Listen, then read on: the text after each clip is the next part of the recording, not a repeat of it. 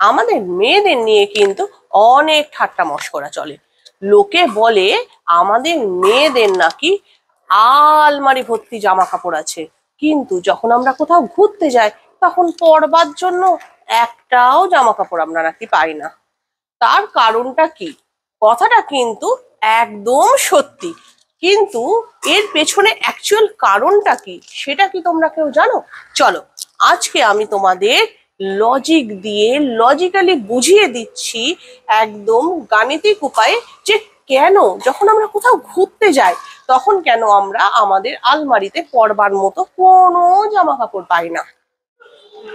আসলে আমাদের আলমারির 20% জামা কাপড় হলো ঝাঁকানাকা মার্কা, যেগুলো একমাত্র কোনো বিয়ে বাড়ি বা কোনো বড় অনুষ্ঠান বাড়িতেই আমরা পরতে পারি। আর কালে ভদ্রে কবে সেই বিয়ের অনুষ্ঠান বাঁধবে তবে কিনা আমরা সেই আলমারির 20% জামা কাপড় পরতে পারবো। আলমারির বাকি 35% যে জামা কাপড় আছে সেগুলো এখন আর ফিট হয় না, কিন্তু সেগুলো আমরা মেয়েরা আলমারিতে সযত্নে রেখে দিই, কারণ ওগুলো দেখে আমরা ভীষণভাবে মোটিভেট হই। আর আমরা ভাবি ইন ফিউচার কোনো একদিন আমরা আবার সেই আগের মতো স্লিম হব।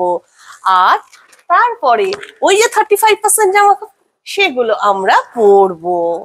আলমারির বাকি 25% যে জামা কাপড় আছে সেগুলো এখন আউটডেটেড হয়ে গেছে, ওই ফ্যাশন আর এখন চলে না।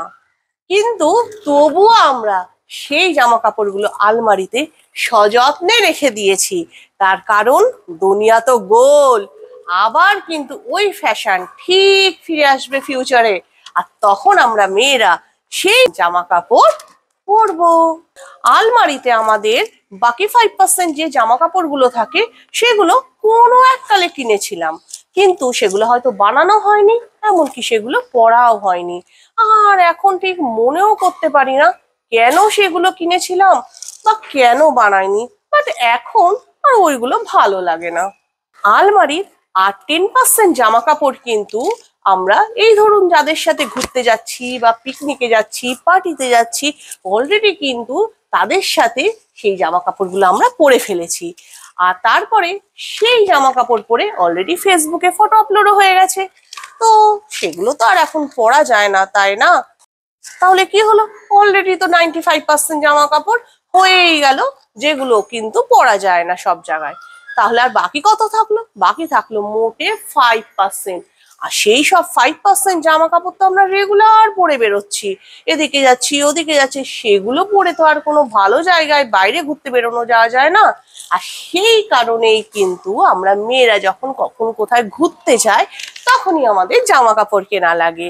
আসলে আলমারি 100% জামা কাপড় থেকেই তো আর একটা জামা কাপড়ও পরার মতো নেই সেই রকম। সেই কারণে কিন্তু আমরা মেয়েরা যখনই কোথাও ঘুরতে যাই তখনই নতুন জামা কাপড় কিনে। কি বুঝলে তো?